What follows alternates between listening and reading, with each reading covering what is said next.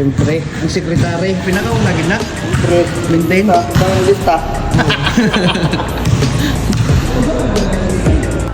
Bago ang matitinding highlights at basahan ng mga tito nyo, syempre warm up muna. Jump ball sa third game. Panoorin nyo ang mga tito nyo.